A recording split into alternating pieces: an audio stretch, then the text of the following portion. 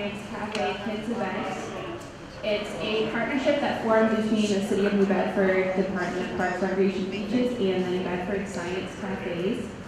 And this event was made possible with help and donations from the New Bedford Whaling Museum and students from SMAST.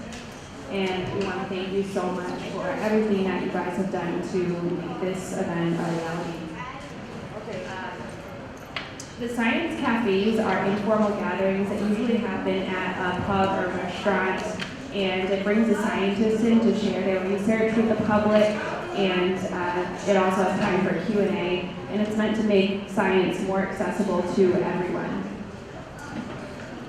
We're also trying to do that with this offshoot program, the Science Cafe Kids, and it's the same idea. We bring in research students to share what they're doing with kids in our community, and then afterwards they get to do hands-on activities with them and ask them any questions they have.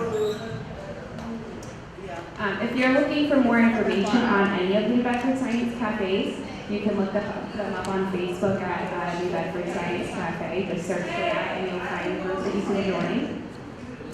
And we hope to see you at the next event, and we hope to have many more events like this in the future. Ann Carson, one of the creators of the organization, is here today with us, and I wanted to thank her as well for bringing this great program to the City of New Bedford.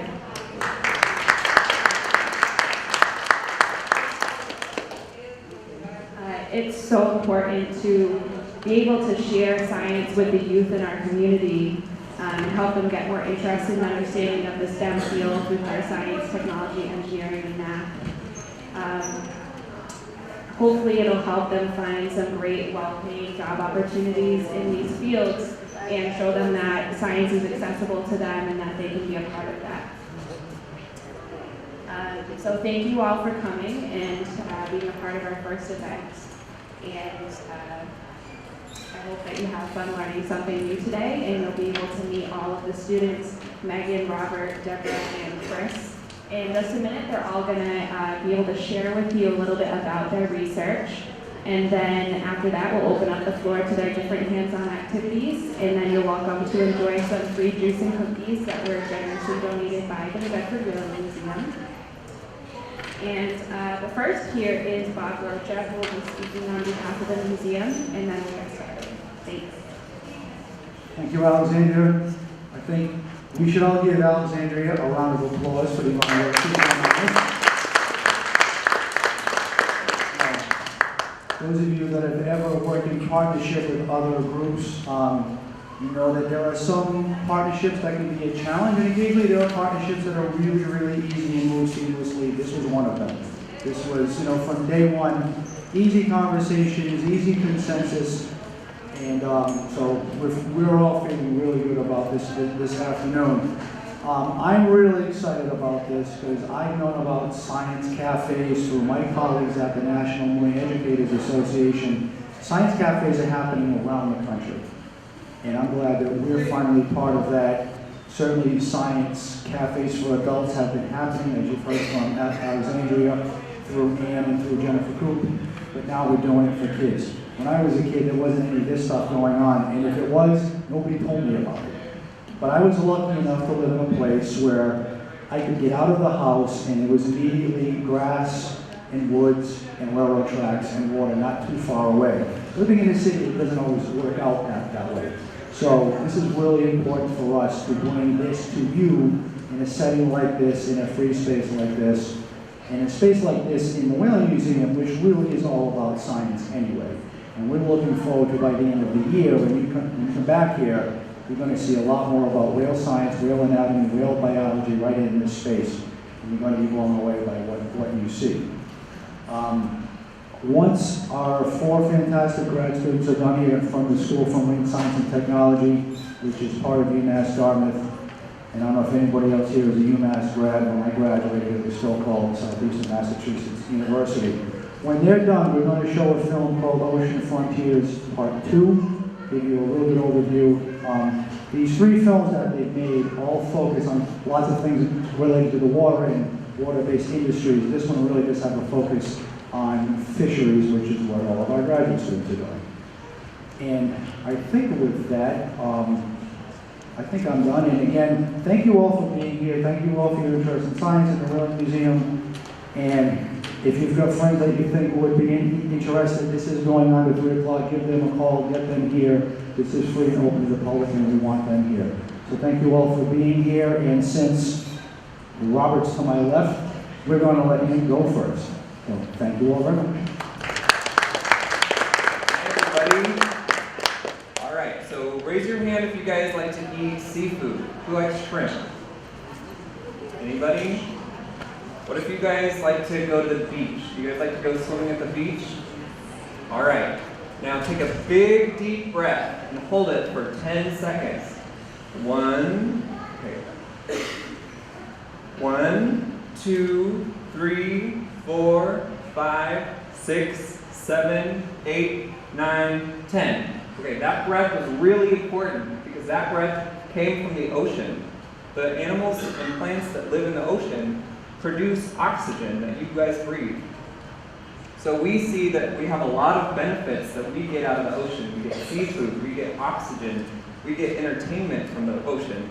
But we also have other interactions with the ocean like fishing, energy production, and all kinds of other things. Transportation.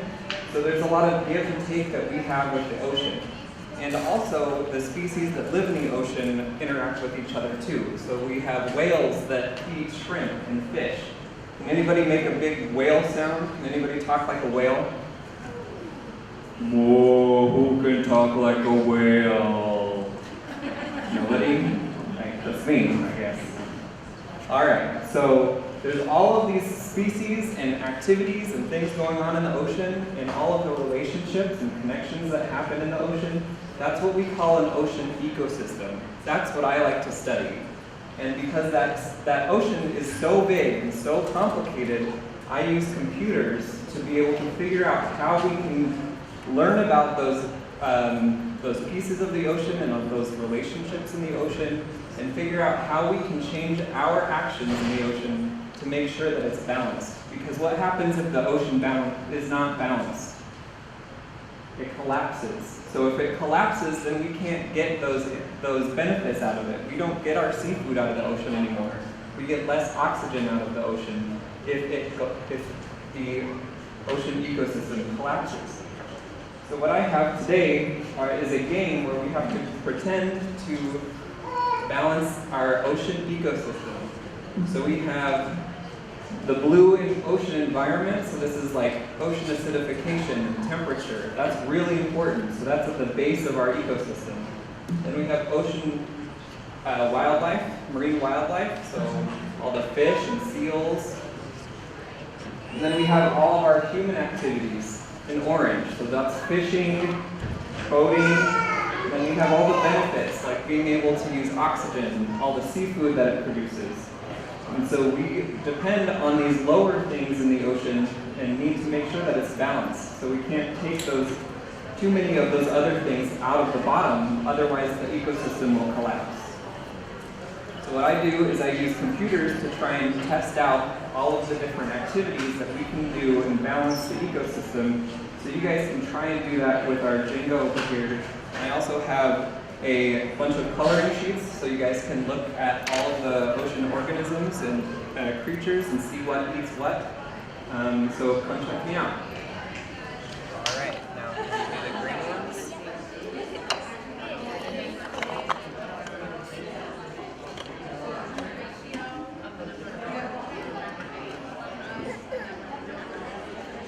Good job.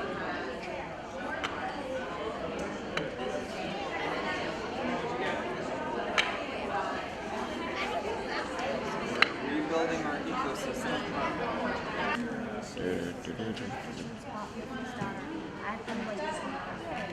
Right, so Dan showed where all the good fishing areas. They got to good father-daughter. Okay. This is like a gray. No, not this one. Maybe this one. That's a pretty color. I like the purple. Purplish grayish. Gotta pick one. That's the perfect color. Hello. So how many of you guys know about the sharks off of Cape Cod. Have you guys heard about them? Are you excited about them? A little? That's usually the response that I get. So my name is Megan. I am a student at SMAST, and as part of my dissertation research, I'm trying to figure out just how many white sharks are coming to Cape Cod every year. And the way we do this is we're conducting what's called a mark recapture study. So what we do, I've got a couple of videos I gotta go over in the corner here. Is we go out on the water off of the Cape twice a week from June to November, and we work with a spotter pilot who flies around and finds those sharks. And then you can see in that bottom photo that we're sneaking up on the shark with the boat, and the person on the front of the pulpit has a GoPro on a pole. And what we do is we sneak up on these sharks and we take videos of them. I'm going to show you a video right now.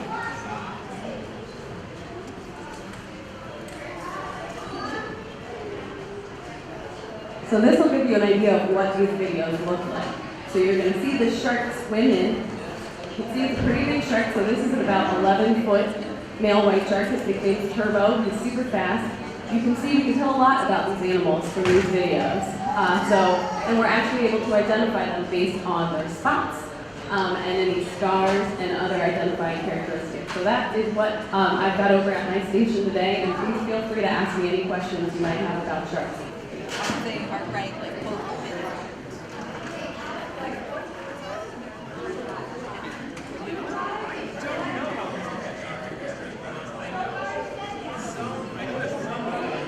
4 is the number of sharks you guys marked in the first round. So in the first category, put 4. It's good because I have a test Tuesday. Oh, there you go. And then, oops, sorry, I've told you the wrong column. That's the column. That is for you to write what marked means. So the marked sample is the first sample you guys took where you hadn't seen any of the sharks before, and then you ID'd them and gave them nicknames. And then in the second column, so for the captured animals, so how many did we take in our second sample?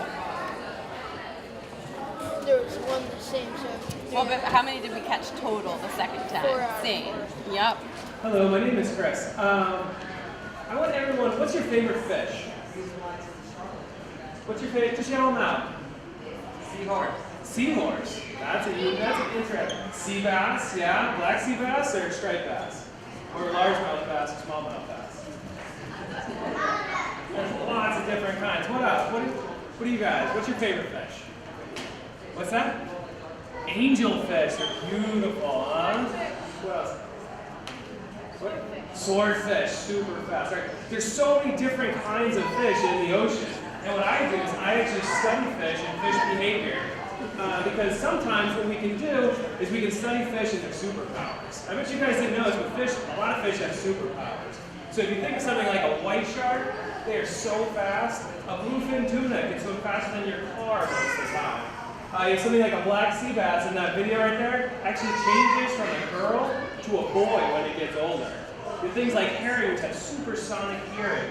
Stingrays actually have a special organ underneath their mouth, which can detect the heart rates of animals that are like buried under the sand. So these fish a lot of fish have really special powers, superpowers, I'd say.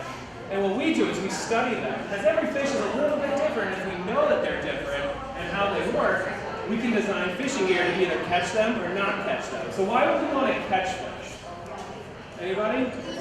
To eat them, yeah. What's everybody's favorite fish to eat? Mine is halibut. I love halibut. Salmon, okay. Salmon too, great. Anybody else? What's your favorite fish to eat? Tatar. That is actually, that's my kid, so you know. That's my second favorite. What else? Tuna, yeah. So sometimes we have to know where these fish are, what they eat, where, all that kind of stuff, so we can catch them. But sometimes there's fish that we don't want to catch. Why would we not want to catch a fish? Because it's endangered. Yeah, what else? What other reason? Too small, yeah, exactly. We don't want to catch baby fish because you don't get any meat on them. Some are poisonous. We don't want to eat them, right? So there's some fish that we do want to catch, and there's some fish that we don't want to catch. Now sometimes fishermen catch it, and they sit there and they go, oh, I want this one, I'll keep it. Oh, I don't want that one, I'll just throw it back. That's not very nice. So what we do is we study fish, and we study fishing gear, and we design fishing gear so we catch catch the fish that we don't, but we let go of the fish that we don't want. And what we're going to be doing over here, I have some of my video cameras. What we do is we put video cameras on fishing gear so we can see how the fishing gear works and how the fish would react. They go down to like 1,000 feet. So the lights are like 1,000 apiece? This whole setup, you know, the 2 lights and the batteries, the battery pack. Underwater stuff just gets very expensive very quick. GoPro for science. I usually put the stickers in places. We got a really good spot. We do? Yeah, got a really And this is like an old model, right? Yeah, it's a low light black and white camera. So you can see that. I have some videos that we took way out in the deep ocean. So the one playing right now, that's at about 600-700 feet in the middle of the Gulf of Maine where we're catching redfish.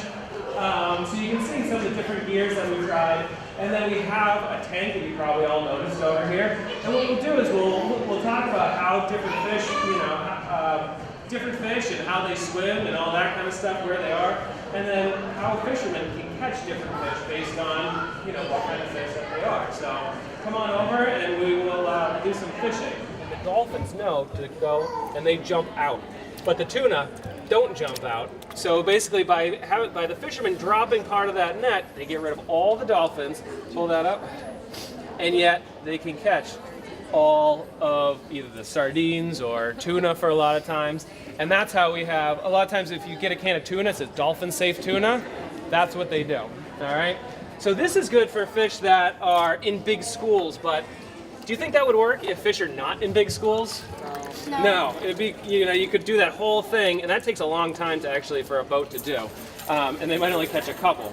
So there's a different kind of net that fishermen use called a trawl net. Yeah. I've seen the big net on Finding Nemo. Yes, Finding Nemo. Yeah, that's called a trawl net. So here's actually, this is a purse seine net right here. So that's a lot of fish.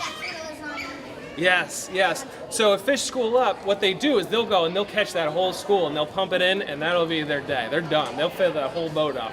That's like, usually I talk to some fishermen, they can fill up, those tractor trailers, the trucks, they can fill up like 20 of those things with fish in one catch. A lot of fish, all right? So what we can do, if the fish are really spread out, we can use a trawl net. Oop, this one's broken. And a trawl net works by a fishing boat. They actually just take it, broken too, and they just tow it behind their boat. So this is good if fish are kind of spread out, right? So, sorry. So a trawl net is like this, and what it does is they tow it behind the boat, and boop, what they can do is they can target different fish, and this is a good way. What if they catch a dolphin with this? The good thing about this is dolphins are really fast. Most of the time, a dolphin can outswim a boat, right? So when they're towing the boat, usually don't have problems catching dolphins because they might go in and you can see them, they'll swim right back out. So now, that's good for catching the ones on the top. What about catching the ones on the bottom? There's all those fish down there. What a lot of fish will do is they'll use what's called a bottom trawl. And this one goes to the bottom and whoo, So if you want to go to a different station, there you go. Stay here, right? It's cute. So if you guys want, you guys can practice some of these. You can try catching some fish, try catching some dolphins. There you go. We got a couple more over here. It just doesn't like to hold the knot. It's too slippery. Poor. So my name is Deborah Duarte. So in addition to being a student at SMAST, I also work for the federal government. I work for a program called the Observer Program. And observe means to see, right? To watch. And that's exactly what we do. So as Chris said, there's different fishing boats out there. They use different types of nets. Our observers are trained scientists who go out on the boats. They measure the net and they see how big it is. They count how many fish come up. And most importantly, they count how many fish are thrown overboard, right? Because all those fish that are thrown overboard at sea, maybe they're going to die, maybe they're not going to do so well. So it's really important that we count those fish as well as the ones that come back and go to the, get sold and get eaten. So what happens when you're being watched? Sometimes you act a little bit differently when you're being watched, right? So who likes cookies? Who likes cookies? So if your mom or dad gives you a plate of cookies and says only eat one, and your mom or dad is watching you, how many are you gonna eat? Show me your fingers, how many are you gonna eat? All of them. Just one, right? Now what if your mom or dad isn't in the room and they're not watching you? How many are you gonna eat? Okay, that's a lot of cookies over there. Yeah, and so the same thing can happen with fishermen, right? If someone's on their boat and watching how they fish, they might fish a little bit differently than they would if no one's on their boat and no one's watching them. So that's why it's really important for observers. And what I'm studying at SMAST is trying to look at why fishermen change their behavior when there's an observer on the boat, how much they change their behavior, and then what does that mean for us? So we're trying to keep the fish healthy. We want healthy fish populations so we can keep fishing for years and years. Then we need to know exactly how many fish are being taken out of the ocean each year. And we can't do that if fishermen are changing their behavior. So that's why what I'm going to be studying is really important, is trying to figure that out so we can try to start fixing that.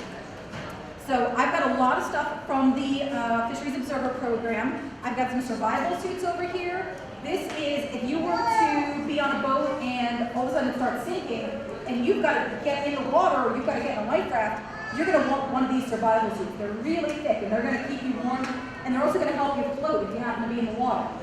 So we've got some races here, because I've got two of them. So if you want to race, you maybe want to race your parents, or you want to watch your parents race each other, come on over. I've got some animals here. I've got a real turtle shell that you guys can check out. I've got a cast of a harbor porpoise skull that you can see. And then I've got a game here that's how we count how many fish we have. So we have a lot of different fish come up in these fishing nets. Maybe we can't count each one individually. So how can we do that? And that's what this game is. And then I've also got a couple of different fish over here and some different size nets. And you can play pushing the different fish through the different nets and see what type of net catches which type of fish the best. So I hope you come by, and thanks for coming. So this one's not really, this one's just this is a cast of harbor porpoise skull. Kind of like a dolphin. Do you want to try some sample? So, like I said, there's too many. Okay? And then you can count them out by color. Okay? And then what we're going to do, you write them on this little card, count them up by color, and then we're going to multiply by 30. And that's going to give us an estimate of how many there actually are. And then we'll see how close you are at the end, okay? So do you want to start counting them? You can count them and put them back in the cup. So count them by color. Oh yeah, you're gonna probably want to pick them up and throw them in there, or maybe separate them on the plate. Sure, yeah. If anyone wants to do the survival suit races.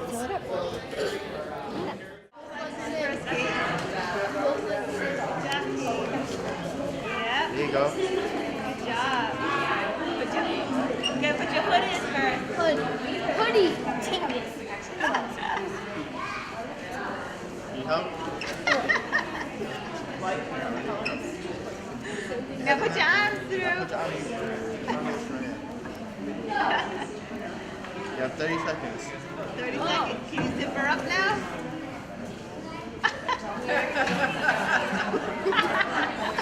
Need help?